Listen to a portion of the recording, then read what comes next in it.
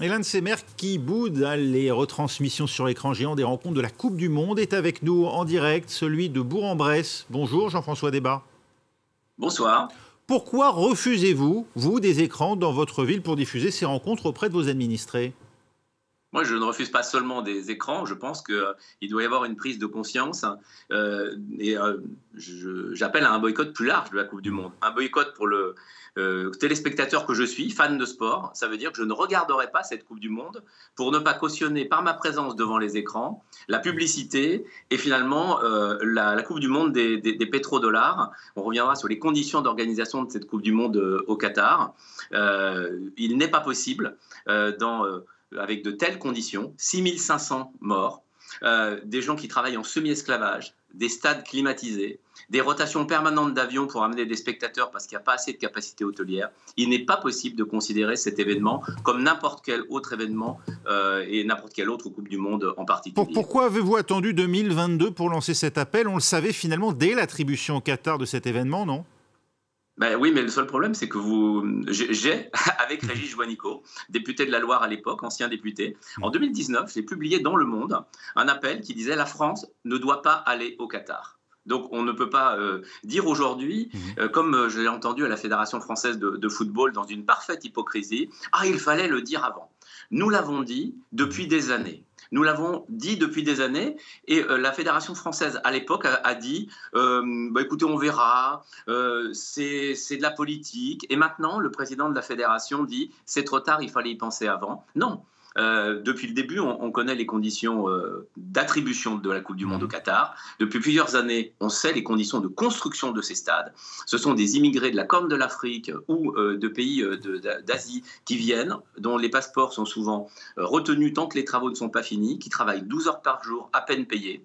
6500 morts selon l'ensemble la moyenne des ONG et des stades climatisés à l'air libre dans un pays avec cette température. Il n'est pas possible aujourd'hui de rester les bras ballants et de faire comme si c'était normal. Donc, bien sûr que la Coupe du Monde aura lieu. Ça n'a pas été décidé par nous, ça n'a pas été décidé par vous, ça n'a pas été décidé par les Français. Ça a été décidé par des instances pour acheter les pétrodollars du football européen. Mais ça n'est pas une raison pour la cautionner. Donc oui, au-delà de l'absence de grand écran et d'événements autour de la Coupe du Monde, je fais partie de ceux qui disent vous êtes fan de sport comme moi, boycottons cette Coupe du Monde pour ne pas donner le sentiment qu'elle peut se passer n'importe comment. Même si les Bleus vont en finale, vous ne regarderez pas cette Coupe du Monde, vous ne la diffuserez pas dans votre ville ? Non, parce que, encore une fois, on a dépassé largement les bornes des grands événements mondiaux. Bien sûr, on nous a dit, on a déjà organisé des événements mondiaux dans des Coupes du Monde, dans des pays en dictature. C'est vrai, c'est vrai. Mais là, l'argument souvent, c'est que ça fait souffler un vent de liberté dans ces pays. Concernant, par exemple, le statut de la femme au Qatar, cela pourrait être, dit-on, bénéfique.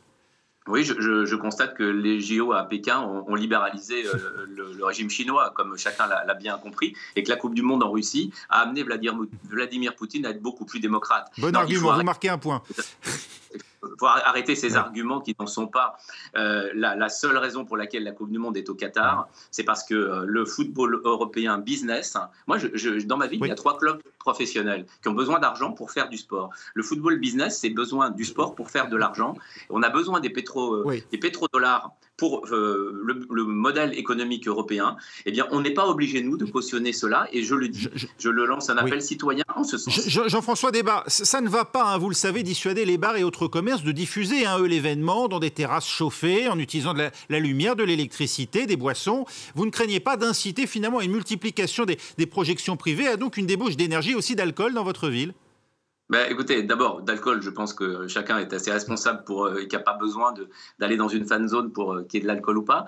Les terrasses chauffées, c'est interdit depuis maintenant, donc il faudra y remédier. Et par ailleurs, ça n'est pas le problème. Le problème, moi, je ne fais pas la morale aux gens qui vont regarder la Coupe du Monde. Je dis simplement, il est nécessaire qu'il y ait un mouvement dans le pays. C'est pourquoi nous l'avons initié il y a maintenant 15 jours, toujours avec Régis Juanico, et que je me réjouis que de nombreuses villes le fassent.